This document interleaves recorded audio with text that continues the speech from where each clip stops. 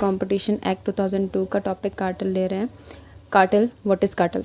Cartel includes an association of producers, sellers, distributors, traders or service providers who by agreement amongst themselves limit, control or attempt to control the production, distribution, sale or price of or trade in goods or providing of services।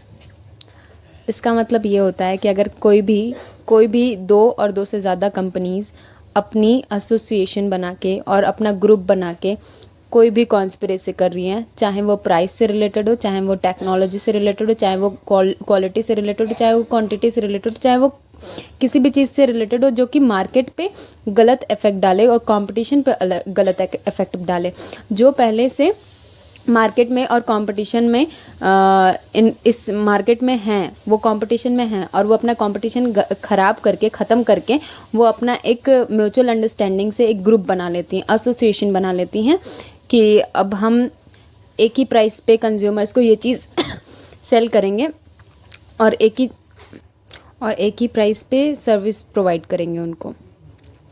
तो जैसे कि एक group बना लिए हम किसी भी चीज़ का, कोई भी प्रोडक्शन मैन्युफैक्चरिंग कंपनीज़ हैं या फिर फैक्ट्री है, वो अपनी जो राइवलरी फैक्ट्री दूसरी फैक्ट्री है और वो दूसरी कंपनी की प्रोडक्ट्स बना रही है, तो उससे वो कंपटीशन तो मार्केट में होना चाहिए, तभी कंज्यूमर्स को अच्छे प्रोडक्ट, अच्छी क्वालिटी और कंपटीशन की वजह से अच्छा प्राइस हमें दिया जाएगा। तो अगर कंपटीशन नहीं रहेगा और अगर सारे कंपनीज़ कार्टेल बना के एक ही प्राइस पे बेचेंगे हमें, तो हम लोग के पास कोई और ऑप्शन नहीं रहेगा चूज़ करने के लिए। तो हमें फोर्सफुली वही कमोडिटीज़ ख़रीदनी पड़ेगी हमारे लिए जो कि हम नहीं ख़रीदना चाहते, फिर भी हमें वो ख़रीदनी पड़ेगी क्योंकि मार्केट में वही अवेलेबल है। तो यही सारी चीज़ें कार्टेल होती है और यही सारी चीज़ें हमारी अल्टीमेटली ये सारी चीज़ें कंज्यूमर्स पे बहुत गलत इफ़ेक्ट डालती है। उनकी बाइंग और उनकी जो भी कंजम्पशन होती है वो उन्हीं के इस षड्यंत्र में उन्हीं का घाटा होता है, कंज्यूमर्स का ही घाटा होता है अल्टीमेटली। तो फिर ये कार्टेल बनाती हैं अपना टू कवर द मार्केट और to cover the consumers in a very bad intention. तो कार्टेल आपको समझ में आ गया होगा। कार्टेल के कुछ एग्जाम्पल्स हैं, कैसे कैसे कार्टेल्स होते हैं मार्केट में, कैसे कैसे कार्टेल्स में कंपनीज़ इन्वॉल्व होती हैं, कैसे कैसे कार्टेल्स में कंपनीज़ पहले फंस चुकी हैं और इनके ऊपर केसेस भी चल चुके हैं कार्टेल्स, और बहुत लंबा फ़ाइन भी दिया गया है कंपनीज़ के द्वारा CCI को। तो फिर कार्टेल टाइप्स उनके बहुत हैं, लेकिन मैंने कुछ टाइप्स अपने साइड से लिए हैं जो कि ईज़ी टू अंडरस्टैंड है और सभी इजी टू अंडरस्टैंड, लेकिन कुछ मैं ली हूँ। यहाँ पे प्राइस कार्टेल है सबसे पहला। प्राइस कार्टेल का एक बहुत बड़ा एग्जाम्पल है, मैं आपको बाद में बताती हूँ। पहले प्राइस कार्टेल होता क्या है? कलेक्टिव प्राइस फिक्सेशन होता है। जैसे कि कुछ कंपनीज़ मिलके कलेक्टिव प्राइस फिक्सेशन कर लेती हैं कि हम भी यही दाम पे सर्विस प्रोवाइड करेंगे, आप भी इसी दाम पे सर्विस प्रोवाइड करेंगे और सारे लोग का प्राइस फिक्स होता है। इसको प्राइस फिक्सेशन कहते हैं। और प्राइस पैरेललिज्म होता है, जैसे कि उनका प्राइस पैरेलल होता है, किसी का भी ज़्यादा कम ज़्यादा नहीं होता है और वो अपने कॉम्पिटिशन्स को मार दिए होते हैं जो पहले से ही कॉम्पिटिशन्स में रहते हैं। और कॉम्पिटिशन रहना कंज्यूमर्स के लिए अच्छा है, क्योंकि अगर कोई कंपनीज़ हमें अच्छा सर्विस देगी और वो भी सस्ते दाम पे, तो हम कंज्यूमर्स उनके प्रति ज़्यादा अट्रैक्ट होंगे और जो हमें ज़्यादा पैसे में वही सर्विस देगी हम उनके पास नहीं जाएंगे। तो ये सारी कंपनीज़ मिलके प्राइस कार्टेल बना लेती हैं ताकि हम कंज्यूमर्स के पास कोई ऑप्शन ना बचे, कोई कंपटीशन ही ना रहे मार्केट में, तो हम कोई और ऑप्शन चूज़ कर ही नहीं पाएंगे। हमें फोर्सफुली उसी जगह पे जाना पड़ेगा जो वो चाहते हैं ये प्राइस कार्टेल करके। तो फिर प्राइस पैरेललिज्म होता है और जिसमें कॉन्स्पिरेसी इन्वॉल्व होता है। प्राइस बहुत सारी कंपनीज़ के प्रोडक्ट का सेम होता है लेकिन उसमें कॉन्स्पिरेसी इन्वॉल्व नहीं होता है। जैसे कि उसमें से एग्जाम्पल है जिसमें कॉन्स्पिरेसी नहीं इन्वॉल्व है, कोक और पेप्सी। इनके बॉटल्स का प्राइस लगभग सेम होता है, लगभग क्या सेम ही होता है, लेकिन उनके अंदर ऐसा कॉन्स्पिरेसी फैक्टर नहीं है कि कॉन्स्पिरेसी करके एक दिन जब इनके पास और कोई ऑप्शन नहीं बचेगा तो हम अपना सेलिंग प्राइस बढ़ा लेंगे और कंज्यूमर्स को लूटेंगे। ऐसा इनका कोई कॉन्स्पिरेसी नहीं है। तो इसलिए ये दोनों कंपनीज कभी भी इस प्राइस कार्टेल के केस में नहीं फंसी हैं। और जिसमें कॉन्स्पिरेसी होती है, जैसे कि example with conspiracy airline companies हैं और कोई भी प्रोडक्ट्स का कार्टेल, जैसे कि एयरलाइन कंपनीज तो हमें सर्विस प्रोवाइड करती है और कोई गुड्स, अगर कोई गुड्स मैन्युफैक्चर करने वाली कंपनीज और प्रोडक्ट्स बनाने वाली, जैसे कि एग्जांपल है ये, इस पे कोई केस तो हुआ नहीं है अभी तक। जैसे मान लीजिए चाय पत्ती, अगर कोई चाय पत्ती हम लोग को टाटा वाला मिल रहा है और टाटा वाले मिलके रेड लेबल वाले से, ताज वाले से, सबसे अपना प्राइस कार्टेल बना लेते हैं, तो उनका सेम अमाउंट पे हमें सारे उसके कंपनीज़ की और सेम ग्राम पे वो सारे लोग एक ही प्राइस पे हमें वो प्रोडक्ट्स बेचेंगे, तो उसको प्राइस कार्टेल कहेंगे। Market cartel geographical division of market होता है।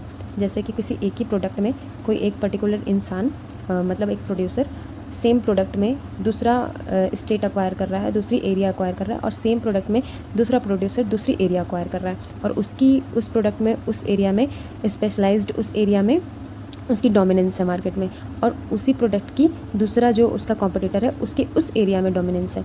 लेकिन ये दोनों अपनी कंपटीशन को ख़त्म करके ये दोनों अपने ओरली और या फिर रिटन एग्रीमेंट करते हैं कि हम लोग एक दूसरे के मार्केट में कोई भी एंटर नहीं करेगा। जैसे आप अगर कोई लेट्स एग्जांपल टेक एग्जांपल, तो एग्जांपल है जैसे कि मिस्टर एक्स और mister Y. Mister X Delhi में अपना प्रोडक्शन कर रहा है और मिस्टर वाई यूपी में कर रहा है, और इन लोग सेम गुड्स का प्रोडक्शन कर रहा है, जैसे प्रोडक्ट ए, और ये भी प्रोडक्ट ए का ही प्रोडक्शन कर रहा है। लेकिन ये अपने एरिया में स्पेशलाइज्ड है, जैसे इसके पास टोटल प्रिज्यूम 75% मार्केट डोमिनेंस है, ये थोड़ा क्लियर नहीं है, और यूपी में इसका भी लगभग 70% मार्केट डोमिनेंस है। और ये दोनों फिर इन लोग या तो फिर ओरली या तो फिर इन लोग written on a stamp paper और on a plain paper agreement करते हैं कि हम दोनों एक दूसरे के मार्केट में एंटर नहीं करेंगे।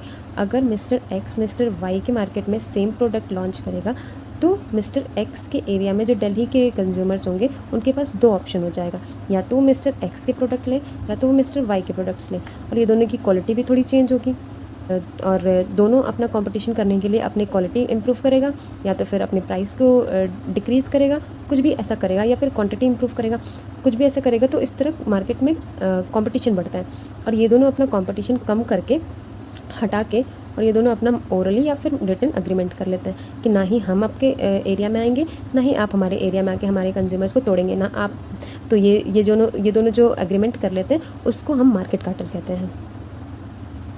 और इनका ये सब करने का सिर्फ एक ही मोटो रहता है, ये सारे चीज़ों का बर्डन अल्टीमेटली, चाहे वो डायरेक्टली हो चाहे इनडायरेक्टली हो, हम नॉर्मल कंज्यूमर्स को समझ नहीं आएगा कि ये दोनों को कंपटीशन या फिर इन दोनों की फ्रेंडशिप हो जाए या फिर इनकी कंपटीशन ख़त्म हो जाए तो इससे हमारा क्या है। ये प्रोडक्ट अपना बेच रहा है, ये प्रोडक्ट अपना बेच रहा है, लेकिन इसमें अगर आप लॉन्ग टर्म में देखें, अगर आप थोड़ा फ्यूचरिस्टिक होकर देखें तो मिस्टर एक्स अपनी डोमिनेंस और बढ़ाएगा उस एरिया में, पर्टिकुलर एरिया में, और कंज्यूमर्स के पास और कोई ऑप्शन नहीं रहेगा। तो ये कुछ ना कुछ करके उनको इन्हीं के प्रोडक्ट के पास जाना पड़ेगा, और ये धीरे धीरे करके जब ये जान जाएंगे कि all the consumers are taking my product, there is no any competition in this particular area for this product, तो ये इनके पास जाएंगे, और ये धीरे धीरे करके जब देख लेंगे कि हाँ मार्केट डोमिनेंस हमारी बहुत अच्छी हो गई है, बहुत ज़्यादा हो गई है, और कंज्यूमर्स को कोई और प्रोडक्ट नहीं मिल रहा है ऑप्शन में, तो ये हमारे ही प्रोडक्ट्स खरीदेंगे, तो ये अपनी सेलिंग प्राइस को इंक्रीज़ करते जाएंगे, और यही इनका मेन मोटो होता है। और सेलिंग प्राइस इंक्रीज़ करेंगे तो पूरा all over the burden is goes to consumers, और पूरा कंज्यूमर्स के ऊपर बर्डन आएगा, और जेब में से पैसे इनके खर्च होंगे, इनका ना कुछ जा रहा है, इनका ना कुछ जा रहा है, तो ये दोनों मार्केट कार्टेल करके अपने कंपटीशन ख़त्म कर लेते हैं, जो कि गलत है। नेक्स्ट है हमारे पास quota cartel competitors fix their percent market share geographical market. तो कोटा कार्टेल में ये होता है कि जैसे एग्जांपल एक कोई मिस्टर एक्स है और मिस्टर वाई, और ये दोनों same products all over India